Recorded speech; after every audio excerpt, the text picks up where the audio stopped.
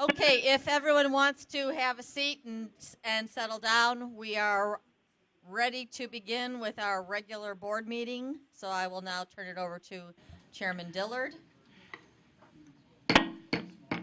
Thank you. We will reconvene and go into our regularly scheduled board meeting of the Regional Transportation Authority for this month. So I call this meeting to order. And let's begin with the Pledge of Allegiance, as we can. I pledge allegiance to the flag of the United States of America and to the republic for which it stands, one nation, under God, indivisible, with liberty and justice for all.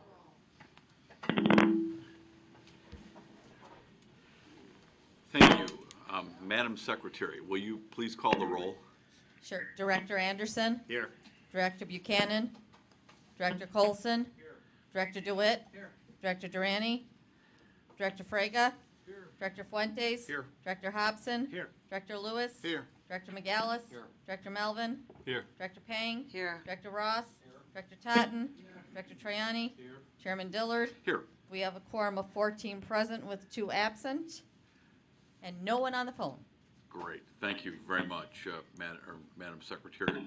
The first item of real importance here is item 3A, and that's the report on the executive session docket review and the approval of the minutes from the meetings held on June 23rd, 2016. Nadine?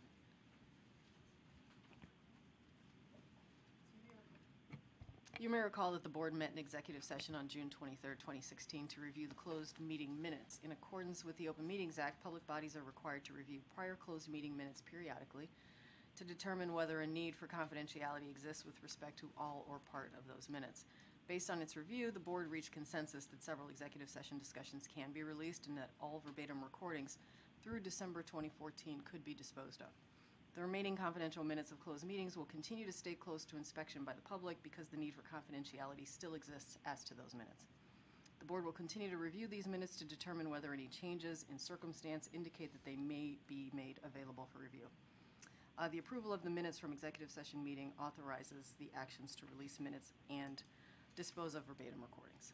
Great. Thank you. Are there any questions or comments? If not, can I have a motion and a second to approve the minutes as they were submitted? Director Pang moves that we approve these executive session docket review and minutes from our June 23rd meeting, seconded by Director DeWitt. Audrey, will you please take the roll? Sure. Director Anderson? Yes. Director Colson? Yes. Director DeWitt? Yes. Director Durante? Oops, sorry. Director Frega? Yes. Director Fuentes? Yes. Director Hobson? Yes. Director Lewis? Yes. Director McAllis? Yes. Director Melvin? Yes. Director Pang? Yes. Director Ross? Yes. Director Totten? Director Triani? Yes. Chairman Dillard? Aye. 14 ayes and 2 absent. Thank you. Item 4 is the public comments segment of today's meeting, and there is no one scheduled to give that report or a report or requesting to speak today. So we'll move on to item 5, and that's our executive director's report. Leanne Redden.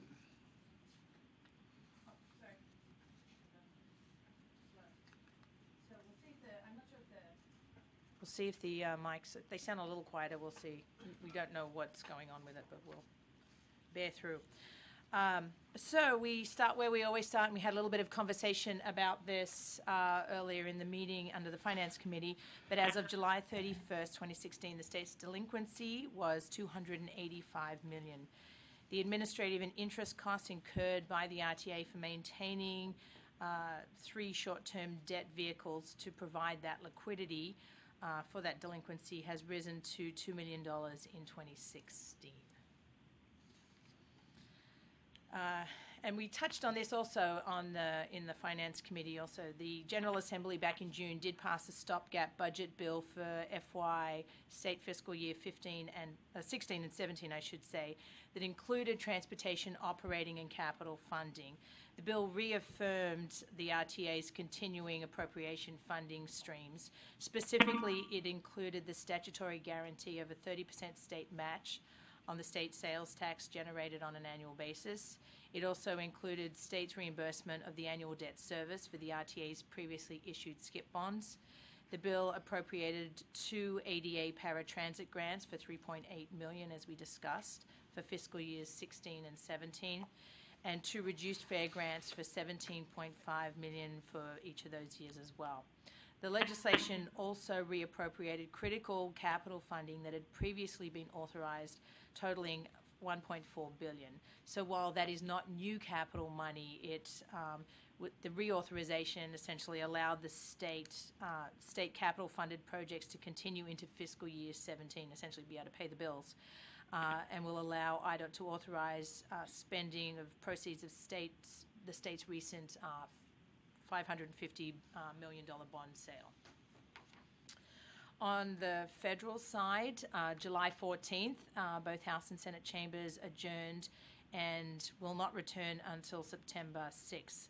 Unfortunately, no appropriation bills were sent to the President for his signature until final action on federal funding for 17 is still in process and will not be concluded until after Labor Day.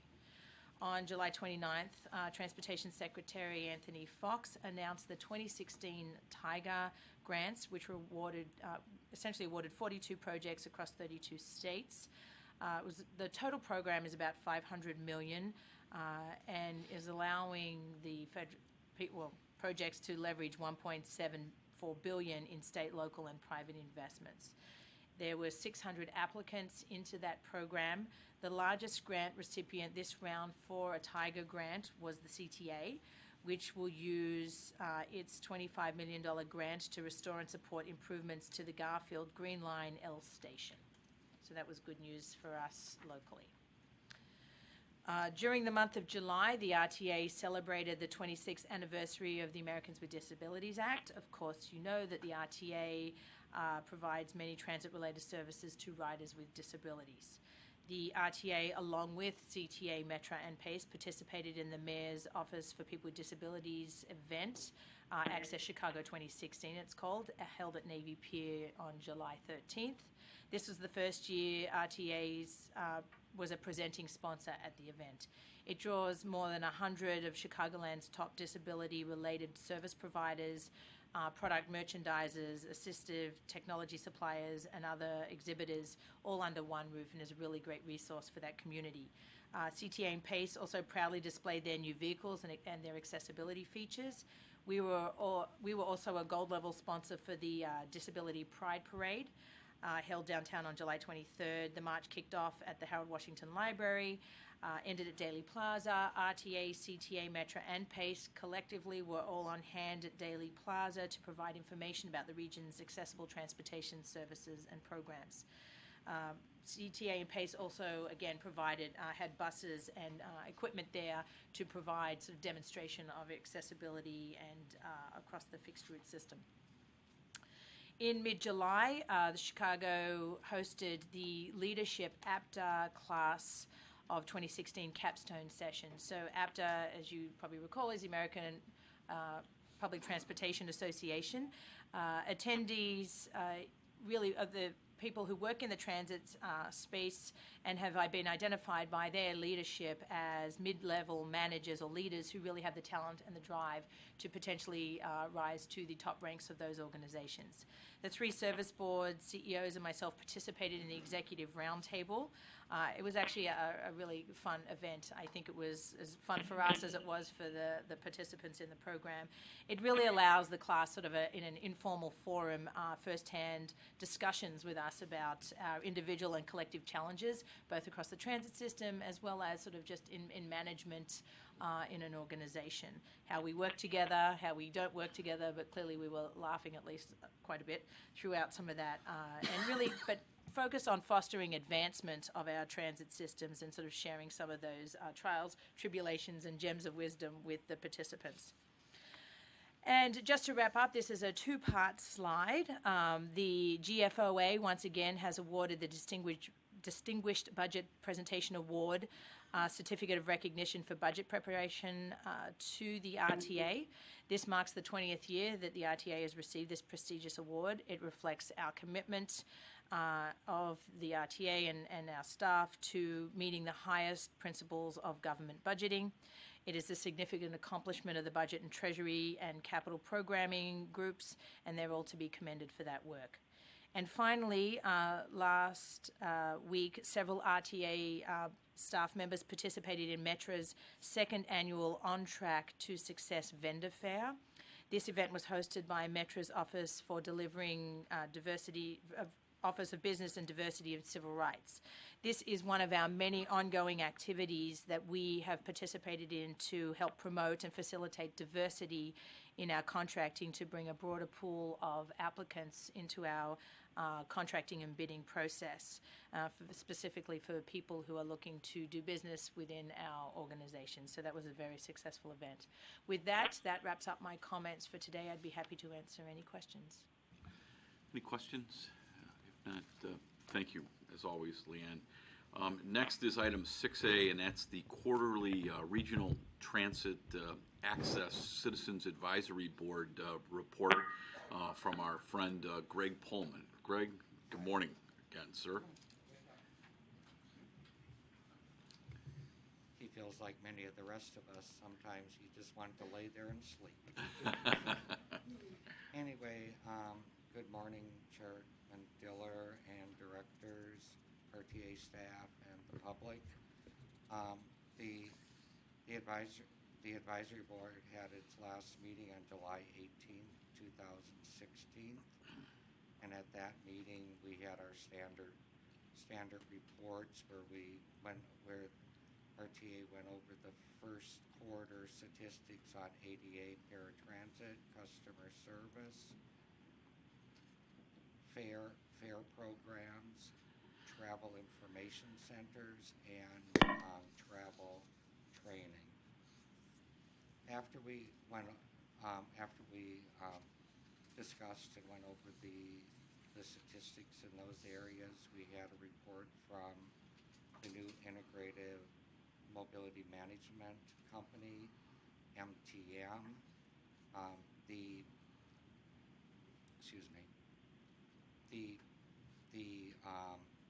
director of the integrated management program, she described to us a three-prong approach that they're taking to assess individuals for certification.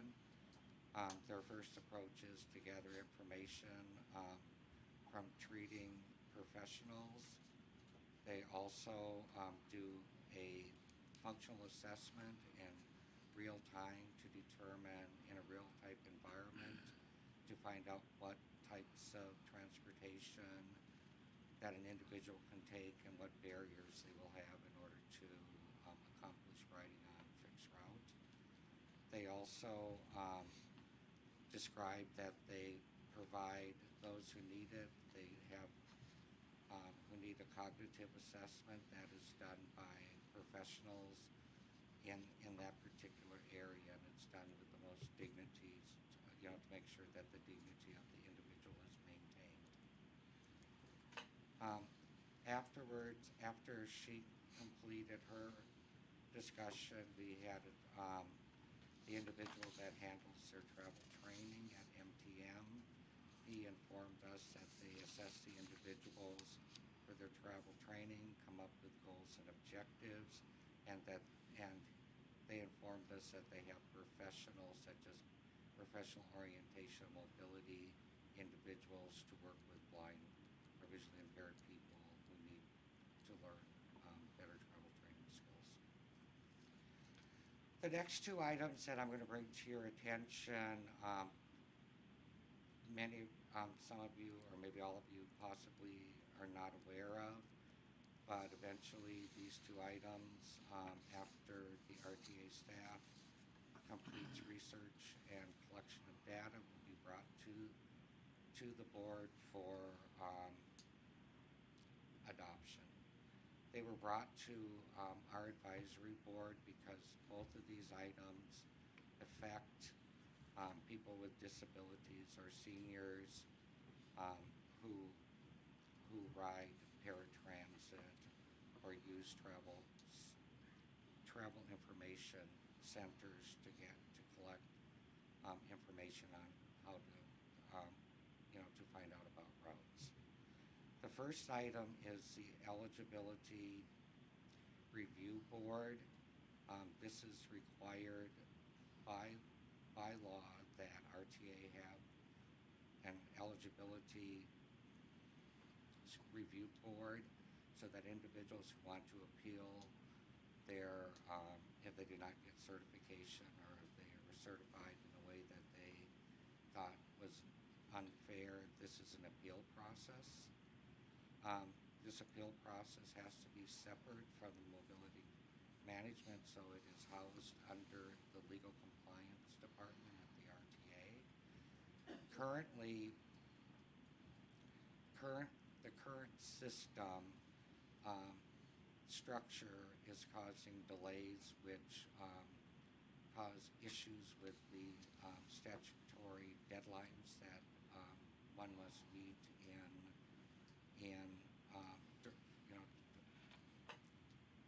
for reviewing and looking at the appeal process. One of the things that they suggested, for the advisory board to think about and come back as part of their data collection is that they would like to restructure the committee so that to alleviate some of these delays, they want to have the committee consist of one individual from the mayor's office for people with disabilities, an RTA staff person, and one person from the community. The individual from the community, they will be looking at gathering applications for review. The individual must be objective in their thought, be familiar with paratransit and fixed route in order that they can make fair decisions. And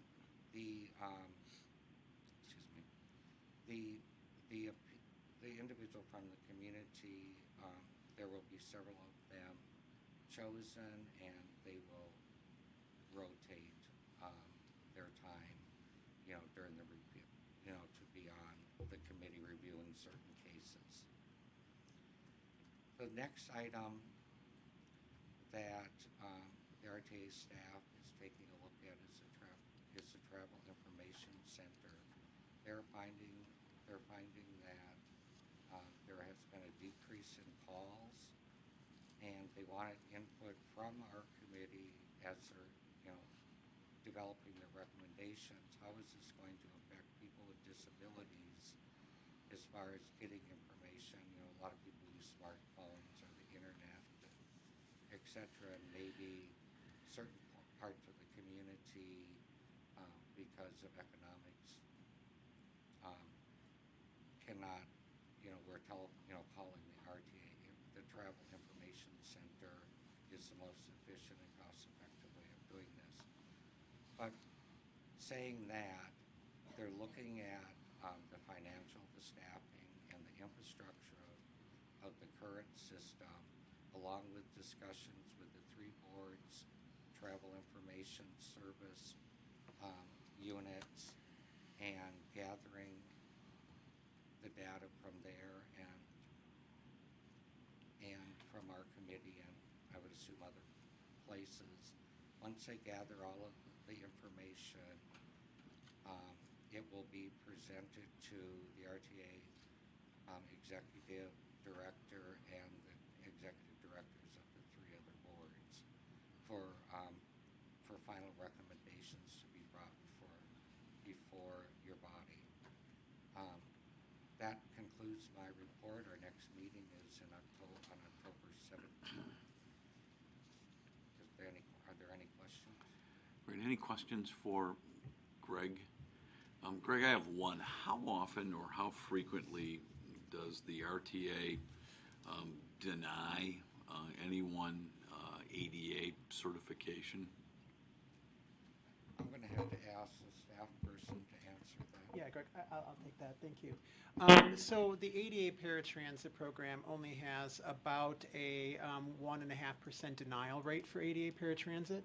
All of our denials are based on, we do functional assessments of someone's ability to take fixed route, and if they function in such a way during those assessments that they don't qualify for the service, and they would get denied, but that's only about a 1.5% denial rate. We do a really a thorough upfront screening process so that we can try to eliminate people going through that situation of being denied. Great, thank you. And there's an appeals process, right? Right, so if someone is denied, or if they're granted a certification decision that they don't think is accurate, because we do have conditional certification, which you're only eligible some of the time for the service. If they feel that that's not correct, then they have the right to appeal. Okay, great, thank you. All right. Any other questions? Greg, thank you so Yeah. much, Mr. Bowman. Thank you very It's always a much. pleasure to have you here. Yep. Thank you, and thanks for your service to us. We Yeah, really thank you. appreciate it. All right, item 7 is the approval of consent items as they appear on the board agenda.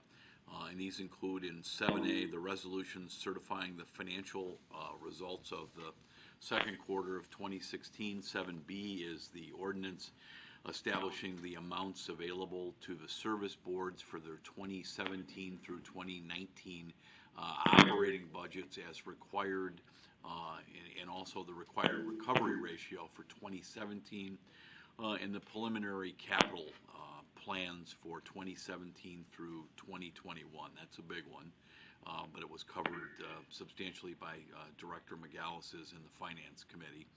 7C is the U.S. Bank trustee ordinance as the paying agent under our general bond ordinance. And I guess before we adopt these, I want to say just a couple of words about the early adoption, once again, of the service board's operating budgets from public funds that are available. Last year, which was my first year as chairman, we all sort of sat around and couldn't recall, or you all couldn't recall, a time when we had agreement on the service board funding allocations by the RTA at its August board meeting. While we're all required statutorily to complete this process by September 15th, this early adoption is pretty nice. And negotiating these allocations, or the marks, as the staff always refers to them, had typically, I think, occurred right up until the very end, and in some years beyond the September 15th statutory date. But we adopted them last August, and we're going to adopt them in August, essentially a month early again. And, you know, this is sort of like the Olympics. It looks a lot easier than it is, and it's the hard work of the RTA staff and their counterparts at the service boards that make this possible. And again, I can't thank the staff enough, Director McGallis, the Finance Committee, the directors that get involved heavily in the finances of this operation. But the cooperation between the service boards and the RTA continues, knock on wood, in an unprecedented period of cooperation. And I also thank the appointing authorities of all of you to the board. I probably talked to each of the county board chairmen this week, and again, Mayor Emanuel, who continues to be a champion and somebody that's accessible for discussions all the time, and he's got lots of ideas on how to improve mass transit, which we very much appreciate. So I'm very pleased again that this cumbersome process has led to the early adoption, hopefully today, of this ordinance. Today, we essentially vote on the amount of money we project that will be available for the service boards so that they can establish their individual budgets for the next fiscal year. And these dollars make up a large portion of the regional transit agencies' operating budget. In essence, the amount the service boards receive from all their public funding outside of the fare box recovery ratios, which B talked about pretty extensively today, that keep the trains and the buses running. So as the Finance Committee under Director McGallis heard a few minutes ago, this year's proposal, it's a solid one. We got to watch our fare box recovery ratios in the future, but I certainly look forward to the board's consideration of it. And again, I can't thank the staff enough and the service boards for their continuing cooperation on behalf of the more than 2 million people a day during the week that ride CTA, Metra, and PACE. So with that, any further discussion on these three items? If not, can I have a motion that we, yes? I will do. So Director McGallis moves that we approve 7A, 7B, and 7C, with the one exception that on 7C, Madam Secretary, Director Trione wishes to be recorded as he was in committee present on that. Can I have a second to the motion? Seconded by Director J.D. Ross. So with that, is there leave for the attendance roll call with the exception on 7C that Doug wants to be voted as present on 7C? Seeing no objection, leave is granted, and these three resolutions are approved, Madam Secretary, on our baseline roll call, earlier roll call that's been taken. So just for the record, may I say that we have 14 ayes and 2 absent for 7AB, 13 ayes, 1 abstention, and 2 absent on 7C. Perfect. Thank you. Thanks, Audrey, very much. All right. Item 8 is the approval of contract and procurement items as they appear on the board agenda. And these items are 8A, an ordinance authorizing contracts for our state consulting services, which is essentially our lobby force under the great direction of Jeremy LaMarche. And 8B, which Leanne can talk about in a second, an ordinance authorizing a contract to conduct a customer satisfaction survey. On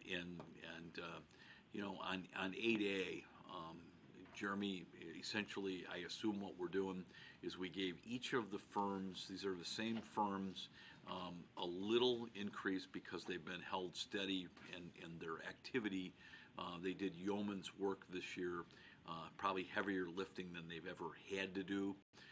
And we know they have immense heavy lifting, like an Olympic weightlifter, coming up as we try to get a capital bill passed by the state. And at my request, I asked Jeremy to go out, and we added what I call a millennial lobbyist. I wanted someone that particularly rode the system every day, who could clearly, from a millennial's viewpoint, as the millennials become more and more just a critical portion of our ridership, we added a woman from Government Navigation System to the team to be able to talk millennialese to legislators, and she has a mastery and just a tremendous relationship with all 4 legislative staffs, which I also, having been a former staff member like Mr. LaMarche, the staff is sometimes as important or more important than the actual legislators themselves. So, Jeremy, anything to add? No, I would just add that, as usual, these are for a 1-year term, so they'll be back in front of you next year as well. Thank you. And as I told Leanne yesterday, in addition to our contractual people, I can't say enough about the work that Jeremy does in Springfield. He's there all the time, even with a young child. He's down there. He's incredibly respected by each of the 4 leaders and the governor's staff. Jeremy, I can't thank you enough. Including the way he coordinates the team of consultants we have working. So when we clearly have a tremendously professional presence, which I think reflects well on mass transit, reflects well on the Regional Transportation Authority. But there's no doubt that Jeremy is the band leader of not only our team of consultants, but those of the service boards that sometimes have their own team, as well as Jeremy constantly works. I was down there and camped out the last few days when they were doing the stopgap budget. Jeremy has a great relationship with Mayor Emanuel's legislative team and staff back in City Hall as well. So with that, any questions? Yes, Michael. Director Lewis. Microphone. Leanne, I know there's no set aside or no diversity component within there, but could you tell me a little bit about the makeup of the consultants, you or Jeremy, in terms of the ones that we currently use? Is there diversity within that?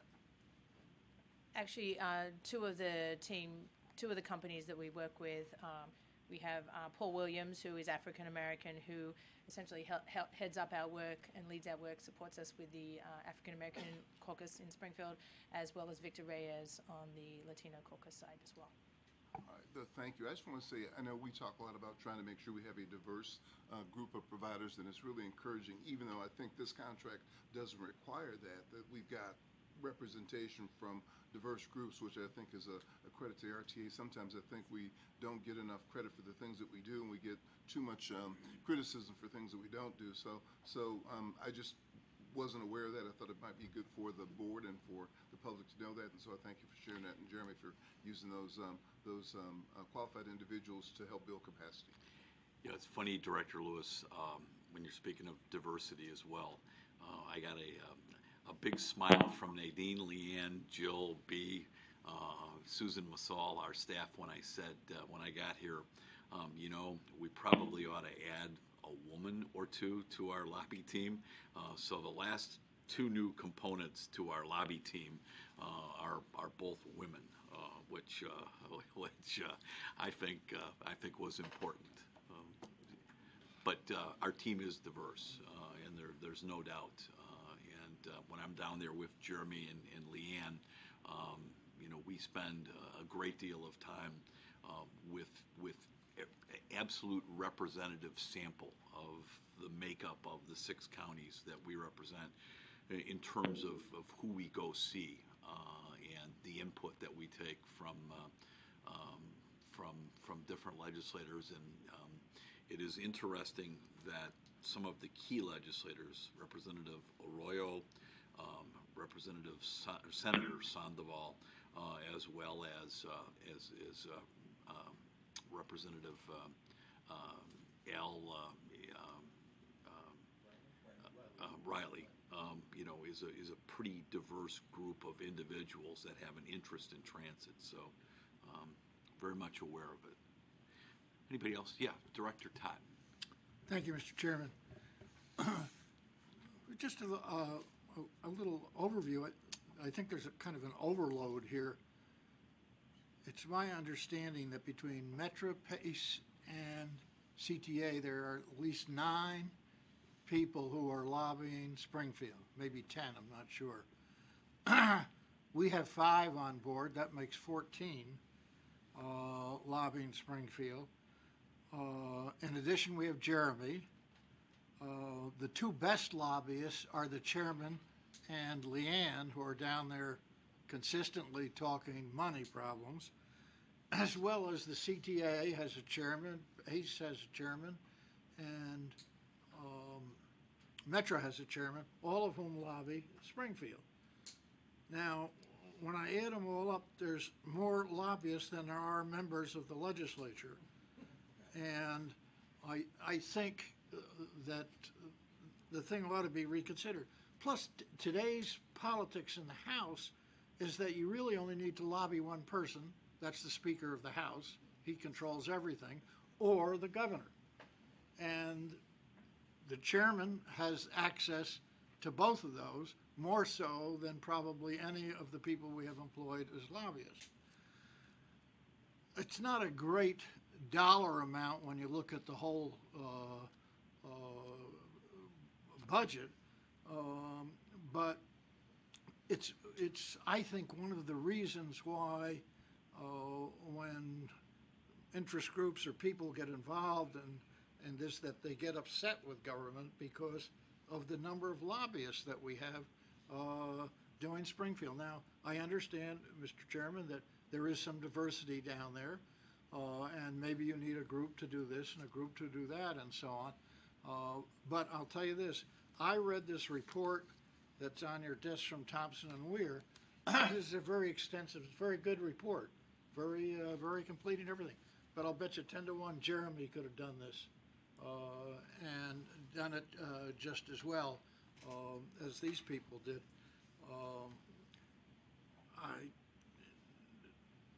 In conclusion, I just think that we ought to think about another way to do this. If we're an oversight board, then why don't we have the oversight over all the lobbyists? Let CTA appoint one, Metra and Pace, and there are political considerations in all these appointments, I'm sure. And then you have someone like Jeremy who's in charge. And they all work through Jeremy, and sometimes there's cross purposes, I understand that.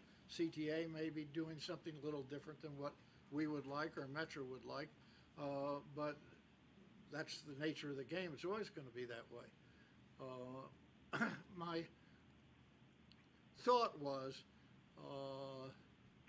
that we really ought to take a review of this whole lobbying thing. And if we're the oversight board, we ought to be doing all the oversight on this and having people report through a lobbying network through someone like Jeremy. Thank you, Mr. Chairman. Thank you. And Senator Totten, I hear what you're saying, and I do believe that we are in a very extraordinary time in Springfield. Hopefully this year we will have a major capital bill passed in Springfield, and if that happens, I want to come back with the staff and with the input of the board and just look at how we procure these consulting services. I do want to remind the board that when I got here, there was another gentleman. I mean, Jordan Matches was here, and we had Jeremy. So we've scaled back essentially at least someone that spent a large portion of their staff time, doubling up with Jeremy Springfield operations. So that staff position is vacant, which helps offset some of the costs that are here. But I don't disagree with what you say at all, Senator. And having been a senator, I always looked at local governments in my senatorial area and said, wow, what's my job as the senator to do? So I hear what you're saying. But I will tell you, our team has done yeoman's work. They're probably more needed than ever in the history of the RTA. And it's a coordinated effort. And I wholeheartedly recommend that, for this year, we adopt this particular resolution today, and we come back and we regroup, after hopefully the state passes a capital bill next year. Any other questions, comments? If not, can I have a motion to approve?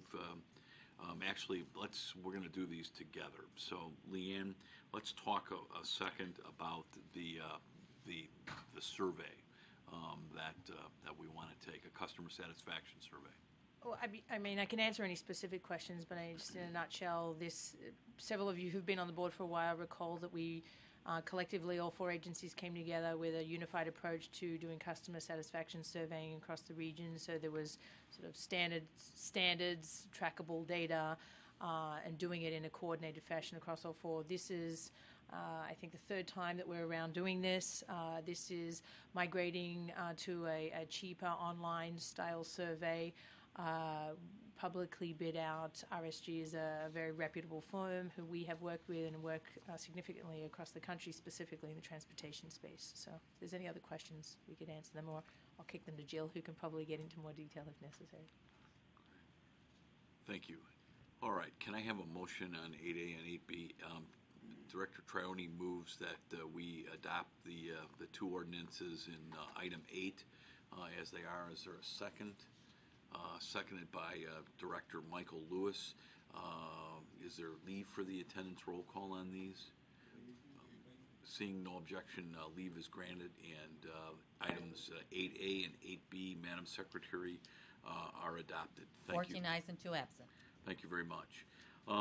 Next, item 9 is new business. I don't believe anybody have any new business to bring up. So we're going to have to, I'm going to call on our General Counsel, Nadine Lacombe.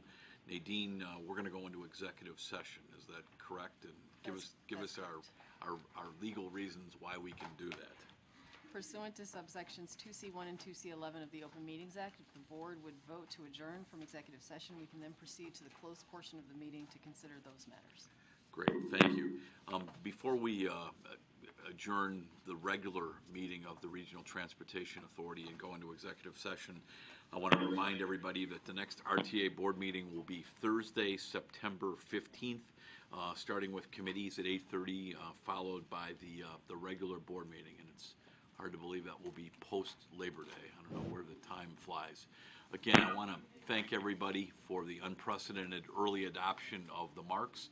And We need a motion and a second to move. How about a motion to adjourn? Director Fuentes moves that we adjourn, seconded by Director Anthony Anderson. Seeing no objections, we will adjourn. Thank you.